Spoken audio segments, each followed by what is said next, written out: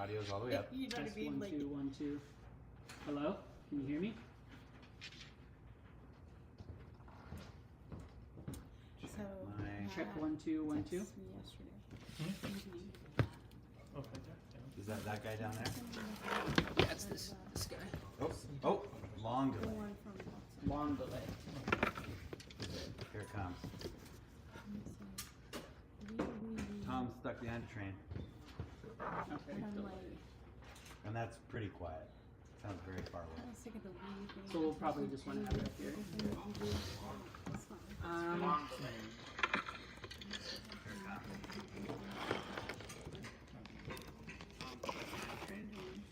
And I could potentially handle this possible.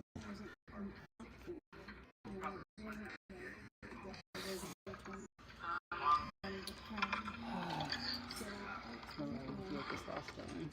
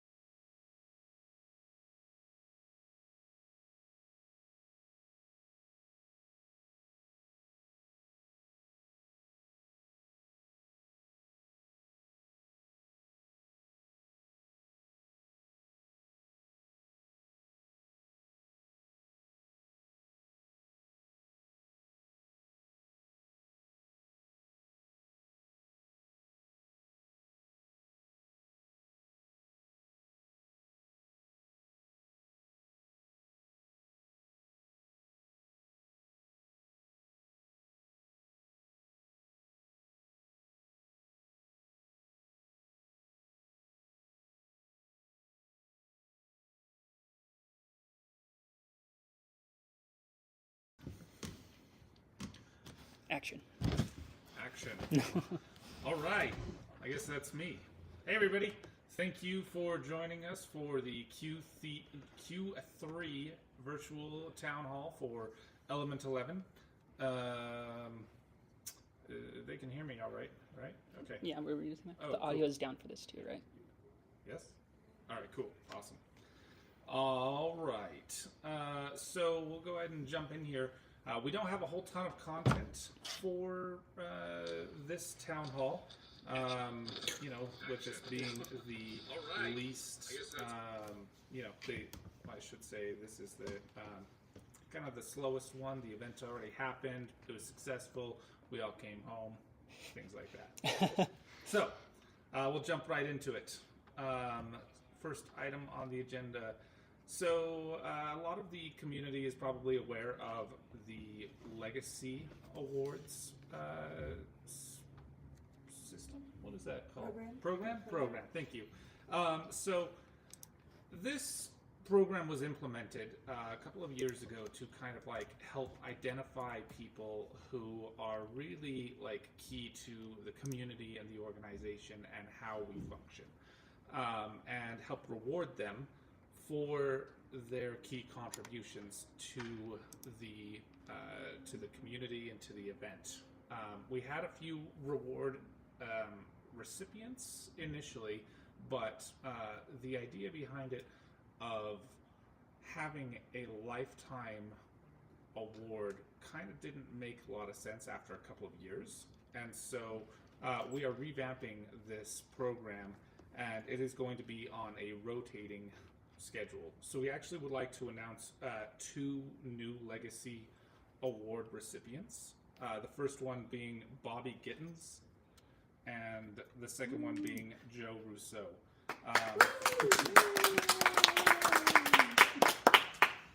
So they have been, they're really like pillars of the community.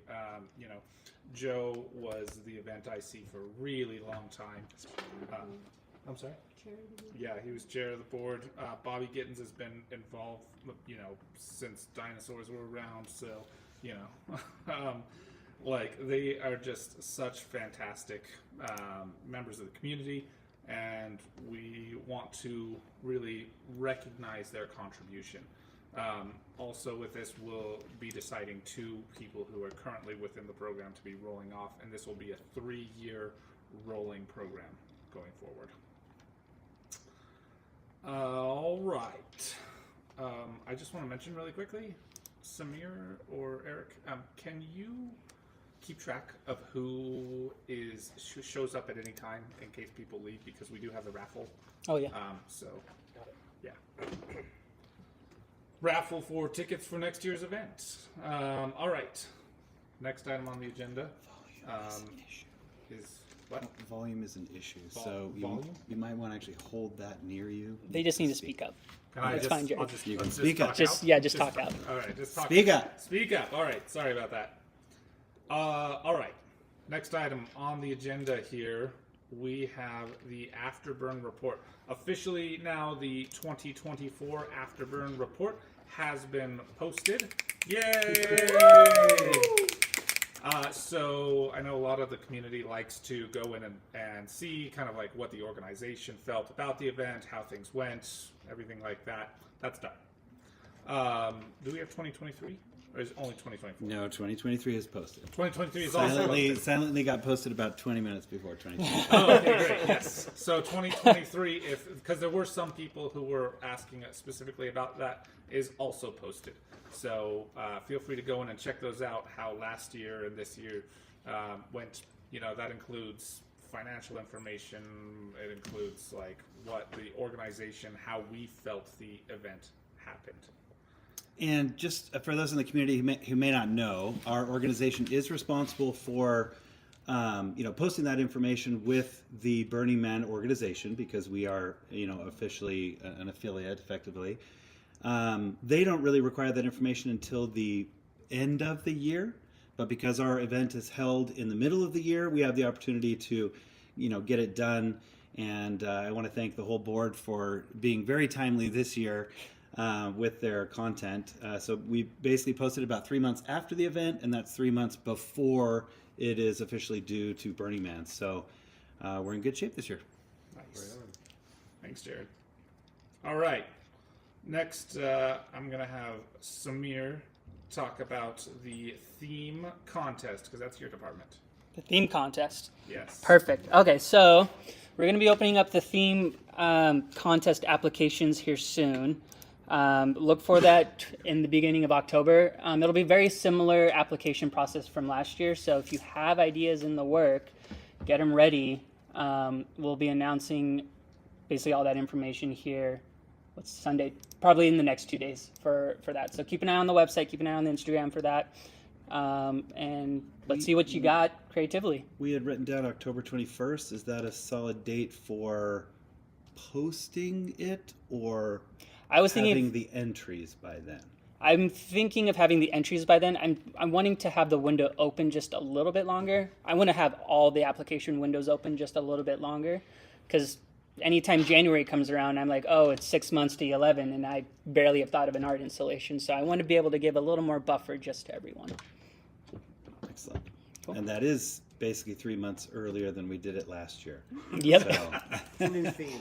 Yay! We're trying to get things out there earlier and give everyone the time to be able to think about what they want to make and be prepared. So, On the note of things being earlier, Tom.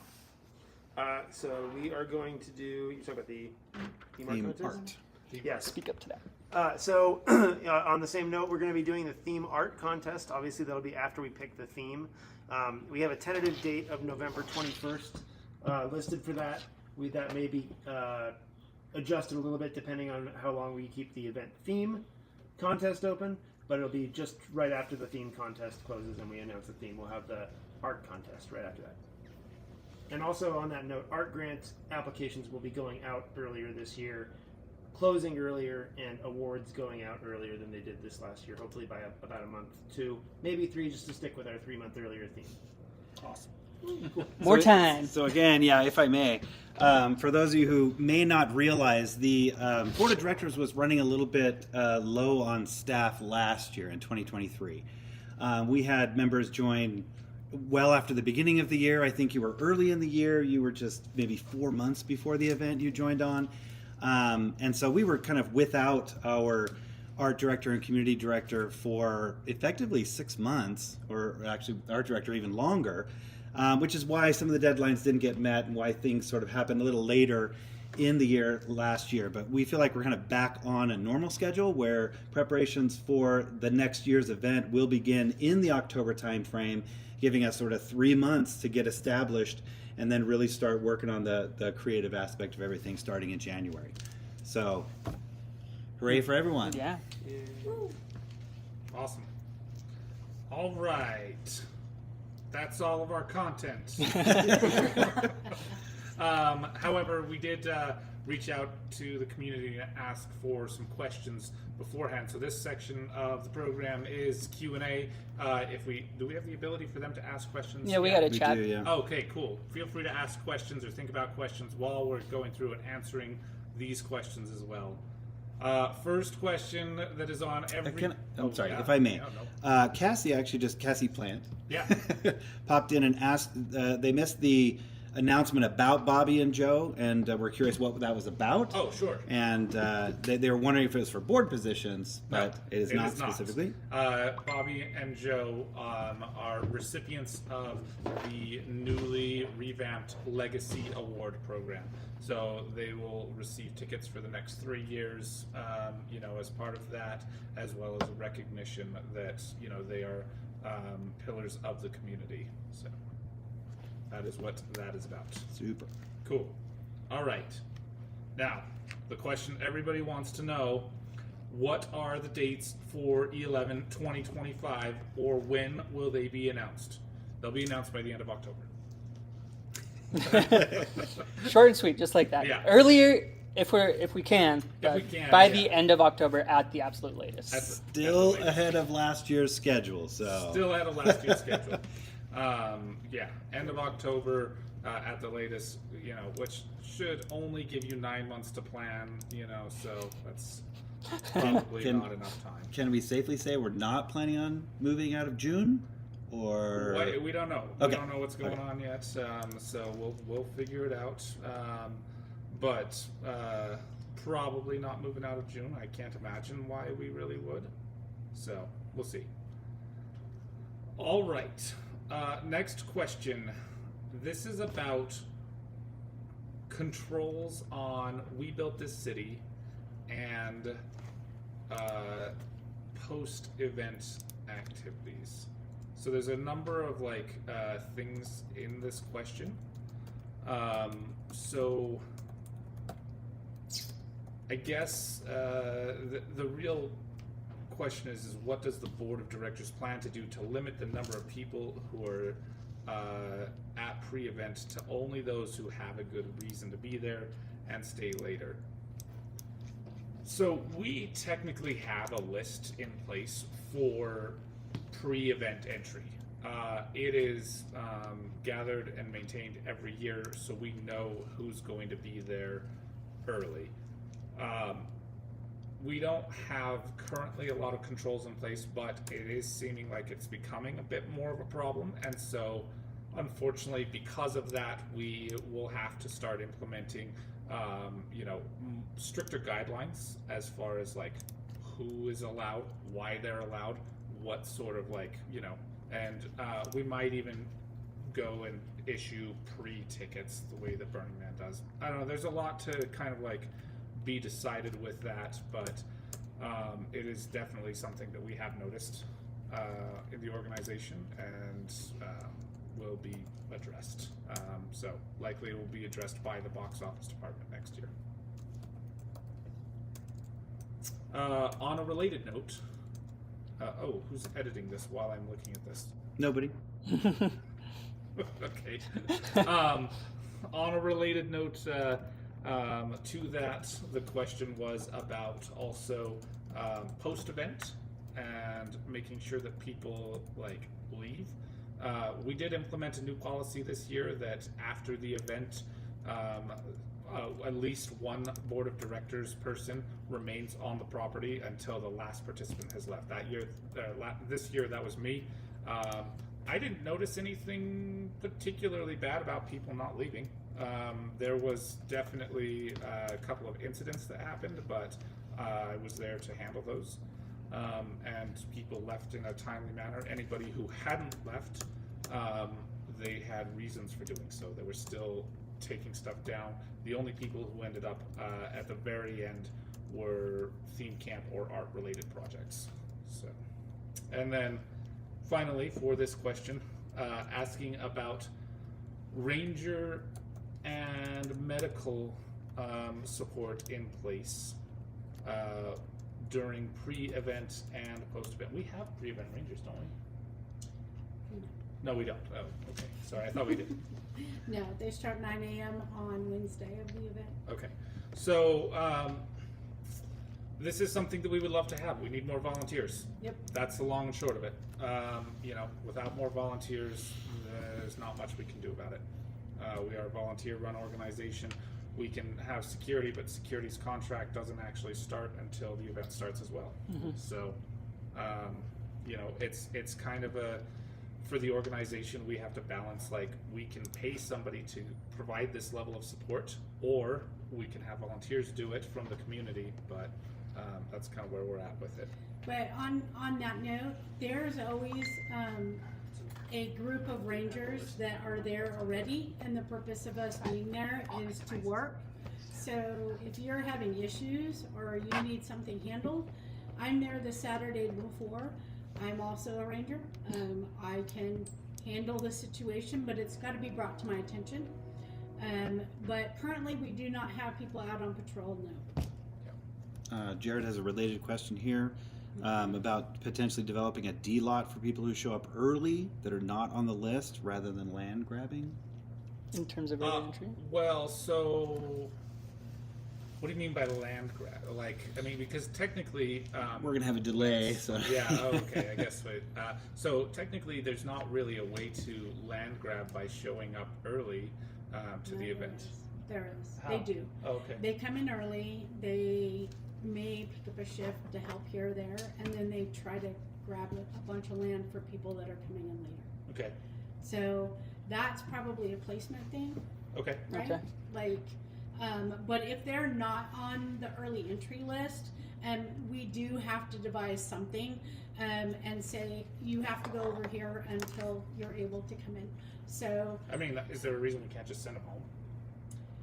Like I mean we could, but I mean I'm a nice person.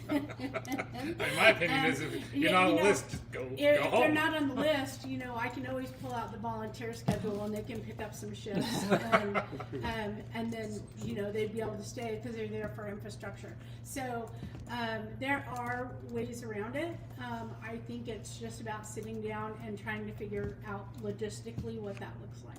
So this is something that it looks like we're going to, during our policy review this year, that we will implement new policies for. And Jared says it was offering it as a suggestion. Yeah. So Sure, we definitely don't want to encourage it. Obviously, the default is you shouldn't be showing up if you're not on the list, right? You have to have a reason to be there. Yeah. And I did want to follow up actually with something that you'll see throughout the Afterburn report this year. It is related to population, it's related to attendance, it's related to the number of volunteers. And I think it is very important for the community to understand that we're kind of at this, I wouldn't say tipping point necessarily, but we're kind of at a critical phase where our attendance has grown to the point where we need a larger number of volunteers to make it happen, specifically rangers, right? And the rest of the volunteers. As we grow, the volunteer base needs to grow, and literally, I know we've almost threatened this in the past, but it's the truth. If we don't have enough volunteers, there is a possibility we can't hold the event. So it is important for everybody to stay engaged and continue to volunteer time to make it happen. I want to add to this to say, right now we do not have a plan on increasing population next year. So the same number of tickets will be available, which could cause a shortage of tickets because people are like, hey, new people come to this event or whatever. And so we usually have been increasing population to handle that. There are currently no plans to increase population next year. And if I'm not mistaken, we didn't technically sell out this year. We closed tickets 50. We closed ticket sales with 50 tickets remaining of our permitted population because we wanted to push people to ticket resale solutions, which worked very well. And budget-wise, it was still sufficient. Yep. So, it's not like we wouldn't be able to cover the event financially. It's really just about the infrastructure. Yeah. volunteer, volunteer, volunteer. Please, Please. God. She needs more people to work with. Jack needs more responsibility. All right. Okay, next question is about fire performers specifically and signing them off to get their wristband. So, do you want me to talk about this, or because you I mean, started? I can. Okay. So wristbands are handled by the Flame Arts coordinator, which at this point is Bobby Gittens. So we will work with Bobby and figure out some sort of solution for the fire performers, if that's more spots or a smoother transition or way to do it. We'll work on that. But currently, it is Bobby Gittens that hands those out. So. Thank you for speaking. Cool. All right. Oh, and also related, can we put that information in the what, where, when guide? I mean, Yeah. Is that like, it's not really applicable to Is everybody. it more of a but- survival guide, I maybe? think it's more of a survival guide, Survival guide. Okay. I mean, but yeah. we can make that information available somewhere. Yeah, Yeah, so absolutely. available at the event. Yeah. Okay, cool. All right. Why are you conducting a virtual town hall meeting? This is really easy to answer, and that is because we have, over the past couple of years, had dwindling and lower attendance for in-person meetings. So we've decided for the time being to have virtual ones, and our in-person events are actual events. They're things that are actually happening rather than just 8 people talking at you. Or one person in the case of this. And I think that I don't know that we were recording all of the town halls in the past. Are we recording this one? YouTube's got it. So, given the opportunity to do this virtually, we have that built-in ability to record the town hall, and then people have the leisure of going back and watching it later. So I think overall this does reach more people in the community one way or the other, even if they're not on the call right now. All right. After the regional contacts decided not to step up and have decompression, why did the board not step up and help with this event? The short answer is that it's not our event. It's not our responsibility. The decompression event is something that happens between the regional contacts and the Burning Man organization. Our event that happens between the Element 11 organization and the Burning Man organization is Element 11. So it is ultimately not our responsibility. I didn't even know until last week that we weren't having a decompression. Nobody had asked us to get involved in any way. If they had, I can't tell you what the answer would be. Running one event and figuring out the logistics of one event is quite a lot already. And figuring out a second on short notice is a bit of a large ask. All right. As the board represents the community, how are you gathering your information from the community, such as the decision not to host decompression? So we have a feedback form. Yeah. It's posted right on the website. It's on literally the front page of the website. I would like to point out here that the board doesn't represent the community, though. The board simply provides the logistical support for the community to hold an event. That's our function. That's what the organization does, and the board facilitates the existence of the organization. We serve the community. Yeah. All right.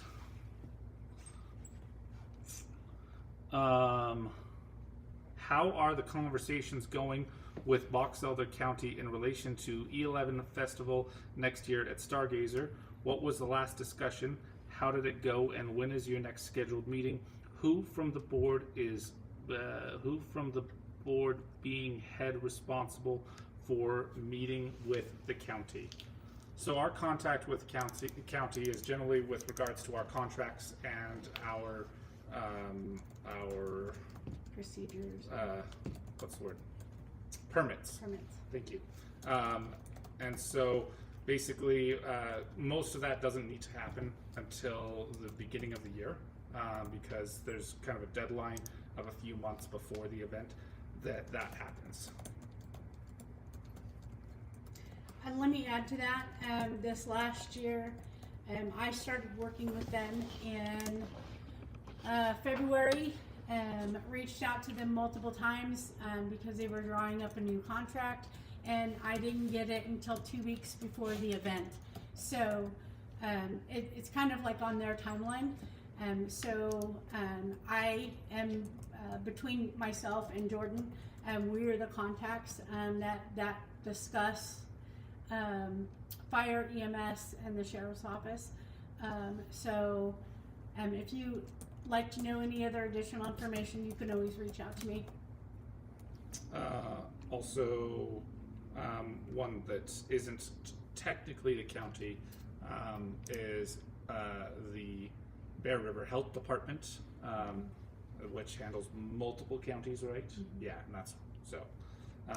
And they handle our mass gathering permit. Right. Will the board be supporting a Springs burn, i.e. a Christmas tree burn, this coming year? So this is something that the board has, or rather I should say the Element 11 organization has done in the past, but is not. I mean, really, it just kind of comes down to volunteer coverage and the organization of it. I mean, we would love to help if somebody wants to kind of get involved and start organizing it. Right now, our officially stated events from the E11 organization are Element 11, Burner Day in the Park, and Start. Those are the three official Element 11 events currently. It's not to say that we couldn't add more, like a spring burn of some kind, or even helping out with a decompression of some kind, but currently that's how the organization is. This is definitely something that if you want to get involved, if you are passionate about making this happen, reach out to us. It's not that we don't want to, it's that we don't have the bandwidth to do it.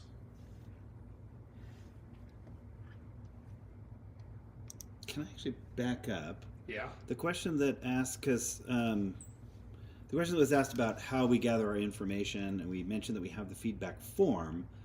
Obviously, we are reviewing the feedback form, and we're reviewing some of that content here in the town hall.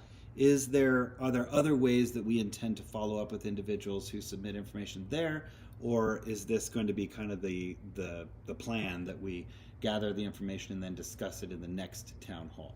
So with the feedback form, it's just something that I bring up with every one of our board meetings. In terms of the other communication platforms that we have, like Facebook and Instagram, even though there's a screen in between, that's a kind of a one-on-many conversation. So when somebody is asking a question, either myself or Adriel, very good at it, will interact with that person or the community as a whole to collect that feedback and pass it on to us, or to, if she has the answer, just provide that answer out to the community. So through our social media avenues, through our email, and through the feedback form, there's multiple ways that we can hear your voices. We just need you to use one of those many avenues is all. Facebook is the worst. Instagram is the next worst. The feedback form, and then email directly to the board of directors. So I was going to say, I imagine if a conversation gets serious enough, if you will, we're going to pull it off of a social media context and then probably follow up more directly, yes, especially through email, and then pursue it even more in depth. And we have done that before, so it's an easy transition to do. Perfect. Cool. All right. Did we have any more questions posted? Nope, everyone's just typing in for the raffle entry. Oh, okay, great. Awesome. All right. Do we have a list of people? We'll go ahead and put a timestamp right here. And then can you pull up like random.org and where do I see really total quick? number of? I know that's totally not your job. Sorry. If you go to the YouTube, Yeah. 19 watching. 19 watching. Do you know how to? Do you know I how just to didn't know where that number give was. them a list and then it'll randomly select a person? No, I've never used this. Or do you want me to Slack you the list? You can just select it to me really quick. Yeah. for context on why we're doing these virtual town halls, we've had 19 viewers see this town hall and interact with us via the few in-person town halls that we've had. So it's shown that it's reaching out to a lot of people, and we have good retention. We have good interactions. So we'll keep up this momentum. All right. We are going to. How many people are on this list here? Ideally, 19. Ideally. Well, I'm one of them, I guess. 18. 17 because Eric's on that list. I'm technically I'm streaming here too. Maybe I'm two of those people. There's a couple more questions on the bottom of the chat now. Oh yeah, now that the stream caught up to us. One question that just came through is: are there plans to play music during the temple burn next year while we're waiting on the raffle? So as far as the temple burn goes, or rather any burn for that matter, do you want to answer this question since you answered it great in the board meeting? I mean, I don't think that there's specific plans to play music during the temple burn. My understanding is that this year the music that was played during the temple burn was at the choice of the artist who built the temple. And if an artist has made that decision, I feel like it's our job to support that decision. So it was not actually brought up to us whether there would be music or not. But I stand behind their decision to play the music, and I guess we'll see what they want next year, whoever's building the temple. Awesome. That's good. Oh, that was up to them. Yeah. Yeah. There is another question about if we no longer are having other supported burner events, how do we feel we can grow the volunteer base? Yeah. Okay. We are actually thinking about having a pre-event volunteer, not really a mixer, but kind of like a job fair. It'll be Let's call it a mixer though. okay. I mean, Yeah. it will So be, we'll yeah. have probably a couple of people from each department so that they can describe, role descriptions, job responsibilities, things of that nature, but also get people more excited about doing these specific, stepping into these roles as a volunteer. Just trying to reach more newcomers and people that might not have any experience volunteering with an organization, just so they can, stick their toes in the water and kind of get a feel for it before the actual event rolls around, and then you're just signing up for shifts that sound good, but you don't actually know what it entails, what you're going to be doing throughout that shift. So it'll be kind of a way to break the ice, and also to get people more comfortable with taking on this responsibility, because at the end of the day, even if you are running on 5% battery, like, anything is helpful when all of us are volunteers, and we're just trying to make it more accessible for everybody to be able to come in and volunteer. So I feel like having a little mixer we're still planning out the details, so don't quote me, but just to make it fun for people, and so that's where we're headed. So if I'm not mistaken, though, we did mention which events. We mentioned Burner Day in the Park, Start, and then the event, right? But there are also Yes, other volunteer appreciation. events, Right. appreciations So, that happen yeah. throughout. So we just So had our we're volunteer gonna build on appreciation party, which went great. So I think we'll do something very similar for next year. Those that didn't come, you missed out, but there's next year. But we're also the pre-event party, mixer, shindig, should be a lot of fun too. So excited about that. Cool. All right, another question came in. If a new location for the event is discussed, is this going to be an open discussion or a closed door? I'm assuming the question is whether or not we as the board will discuss if there's going to be a new location with the community before that decision is made. And the answer is that as stewards of the event, we have to make the choice ultimately. We can certainly solicit feedback from the community, but it is the board's decision to make that ultimately. So. Cool. Any other questions? There is not. Cool. All right. And so our random people from the drawing who won are Fox Den. I don't know if that's a real name or not. That's a YouTube name. That's a YouTube name. Okay, great. Please, if you could just email us to let us know your actual name, Fox Den. info@element11.org, please. Yes, thank you. And Gennaro Villa. Gennaro Villa. Gennaro Villa. Okay, all I have is in writing.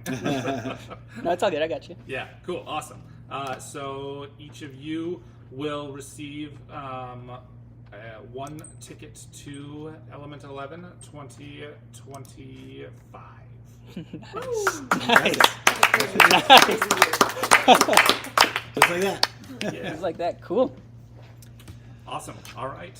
I think that's everything then. Before we go, though, I just wanted to remind everybody that the next town hall is going to be December 8th, is what we have listed already. And then do keep an eye on the community calendar, because since we're getting started early this year, we're going to have new dates for specific things like the contests and submissions and everything. So keep an eye on those. Also, for the December 8th, current plan is, again, that it will be virtual. So, Tell your friends. all right. Thanks, everybody. Thank you. Thanks, everyone. Bye, everyone.